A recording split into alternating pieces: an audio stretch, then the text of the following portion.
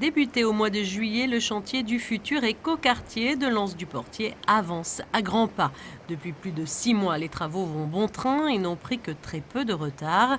Et depuis cet été, l'infrastructure maritime constituée de la ceinture de caissons commence à se dessiner, spécialement conçue pour soutenir les 18 caissons de béton chargés de supporter l'extension en mer.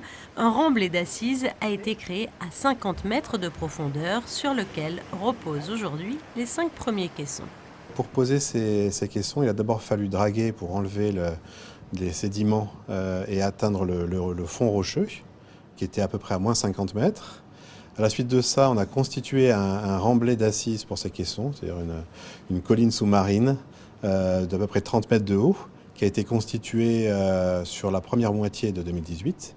Et une fois que ce remblai avait été constitué, on l'a compacté pour s'assurer que ce soit stable avant la pose des caissons. Et donc les premiers caissons étaient posés à la suite. Peu à peu immergés, les caissons constitueront une digue de protection dont le niveau sera suffisamment élevé pour ne courir aucun risque, même en tenant compte des houles les plus fortes. La complexité, elle est multiple. Tout d'abord, on a un site qui est assez restreint, avec des navires ou des ateliers qui sont de grande taille, finalement, parce qu'un caisson en soi, ça fait 10 000 tonnes, 30 mètres par 30 mètres à peu près, 26 mètres de haut. Donc ce sont des gros objets à déplacer donc, dans un site qui est contraint. Ça, c'est une première difficulté, sachant qu'en plus, le site est encadré par les réserves et on a l'entrée et la sortie de Port Hercule qui est juste devant le site. Donc cet aspect logistique est assez compliqué. Et ensuite, d'un point de vue technique, il se trouve que les fonds sont profonds et on fait un sandwich finalement pour créer cette extension en mer et elle doit être conçue de façon à résister à des séismes très très importants.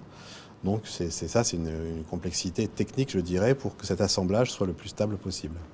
Une ceinture de caissons qui devrait voir le jour d'ici 6 mois.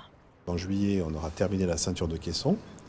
À la suite de cette fermeture de la ceinture de caissons, on a aussi à fermer les accroches qui sont debout, de façon à pouvoir réaliser le remblai qui va venir remplir ce bassin.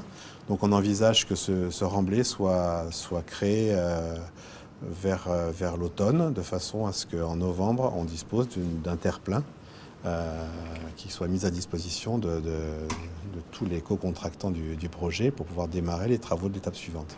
Mais avant de débuter les travaux de superstructure, des traitements de sol importants seront nécessaires pour consolider cette nouvelle surface qui devrait donc voir le jour d'ici la fin de l'année.